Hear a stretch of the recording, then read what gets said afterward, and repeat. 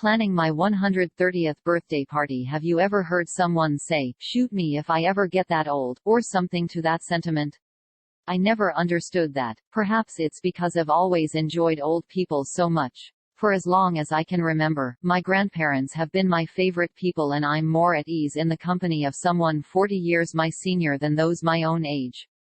My peers start complaining about midlife crises in their 30s and 40s.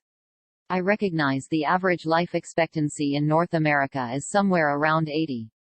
But I've never aspired to being average. My grandfather and I have agreed to live to 130 years old. Of course, when each of us arrive at 130, the expectation at that point will likely be much higher. He turns 95 in February. I turn 38 in April. I don't believe most people are actually afraid of getting old. What they're afraid of is getting sick, feeble, ugly, weak, incontinent, losing their capacity for joy, learning, activity, and basic understanding. I worry about those things too. Those things sound awful, and I wouldn't wish them on my nemesis, if I had one.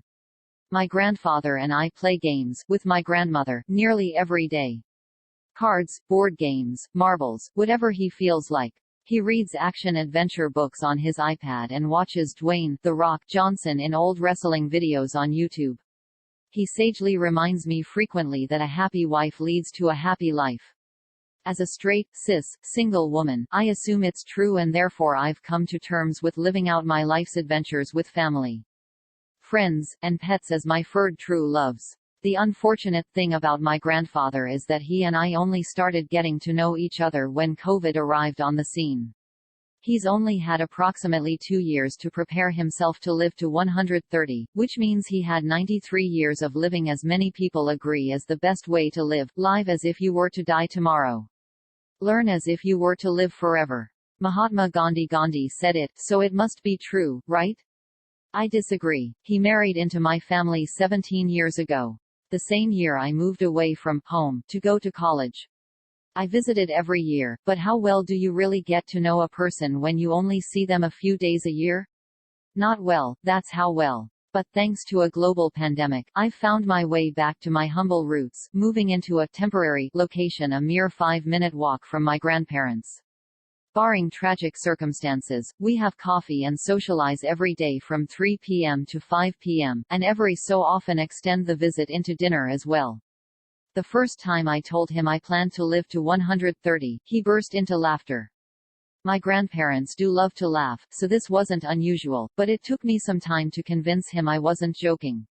As a man who had just lost his driver's license and a good portion of his eyesight, not to mention ever-stiffening knees, he was feeling the effects of his age at the time. More than once he made offhand comments about expecting to not wake up any day now. That was 2 years ago. Today, with the help of some technology, a great knee brace, and frequent mindset adjustments from yours truly, he's determined to reach 130 years of age before I do. Figure that one out, right? To my immense good fortune, I learned the secret of life when I was 27 years old. I'm not going to tell you what it is, of course, because as everyone knows, that would be cheating. I'm not sure if he's figured it out yet, but I am sure he's close. The secret is not only what convinced me I will live to 130 but, more importantly, is what made me realize I'm going to love my life on my 130th birthday.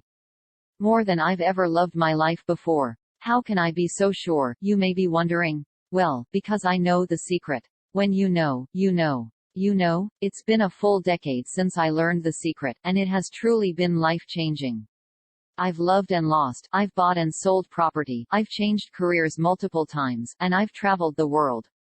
Not the entire world, sadly. I hit 13 countries before being called back to the homeland for safety and promise of free medical care.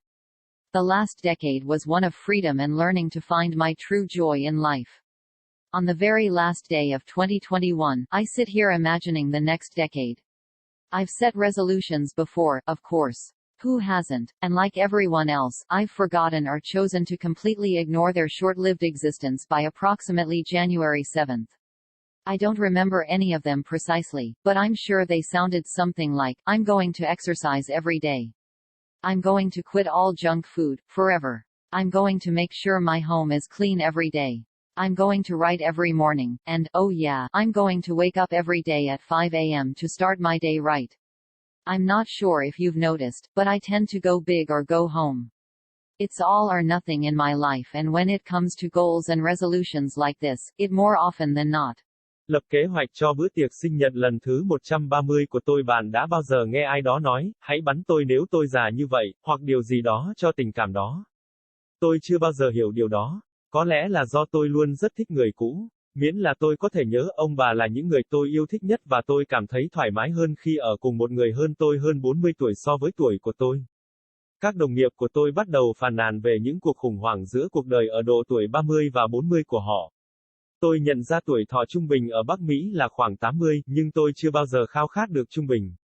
Ông tôi và tôi đã đồng ý sống đến 130 tuổi. Tất nhiên, khi mỗi người chúng ta đến 130, kỳ vọng vào thời điểm đó có thể sẽ cao hơn nhiều.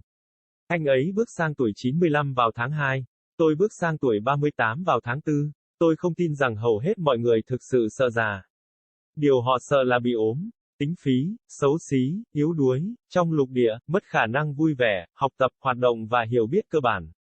Tôi cũng lo lắng về những điều đó. Những điều đó nghe thật kinh khủng, và tôi sẽ không ước chúng trở thành kẻ thù không đội trời chung của mình, nếu tôi có. Ông tôi và tôi chơi game với bà tôi gần như mỗi ngày. Thẻ, trò chơi trên bàn, bi, bất cứ thứ gì anh ấy cảm thấy thích. Anh ấy đọc sách phiêu lưu hành động trên iPad và xem Dwayne The Rock Johnson trong các video đấu vật cũ trên YouTube. Anh ấy thường xuyên nhắc nhở tôi rằng một người vợ hạnh phúc sẽ dẫn đến một cuộc sống hạnh phúc. Là một phụ nữ độc thân, thẳng thắn, tôi cho rằng đó là sự thật, và do đó tôi chấp nhận sống với những chuyến phiêu lưu trong đời với gia đình, bạn bè và thú cưng như tình yêu đích thực của tôi. Điều đáng tiếc về ông tôi là ông ấy và tôi chỉ bắt đầu quen nhau khi Covid đến hiện trường. Anh ấy chỉ có khoảng 2 năm để chuẩn bị sống đến 130 tuổi, có nghĩa là anh ấy đã có 93 năm sống, như nhiều người đồng ý là cách tốt nhất để sống như thể bạn sẽ chết ngày mai. Học như thể bạn được sống mãi mãi. Mahatma Gandhi đã nói rồi, vậy nó phải là sự thật đúng không? Tôi không đồng ý. Anh ấy kết hôn vào gia đình tôi 17 năm trước. Cùng năm tôi rời xa quê hương, để vào đại học. Tôi đã đến thăm mỗi năm, nhưng bạn thực sự hiểu được một người như thế nào khi bạn chỉ gặp họ vài ngày trong năm? Không tốt, đó là cách tốt, nhưng nhờ có đại dịch toàn cầu, tôi đã tìm được đường trở về cội nguồn khiêm tốn của mình. Chuyển đến một địa điểm tạm thời, chỉ cách ông bà tôi 5 phút đi bộ. Bỏ qua hoàn cảnh bi đát, chúng tôi uống cà phê và giao lưu mỗi ngày từ 3 giờ chiều đến 5 giờ chiều, và cứ như vậy thường kéo dài chuyến thăm vào bữa tối. Lần đầu tiên tôi nói với anh ấy rằng tôi dự định sống đến 130 tuổi, anh ấy đã phá lên cười. Ông bà tôi rất thích cười, vì vậy điều này không có gì lạ. Nhưng tôi phải mất một thời gian để thuyết phục ông rằng tôi không nói đùa.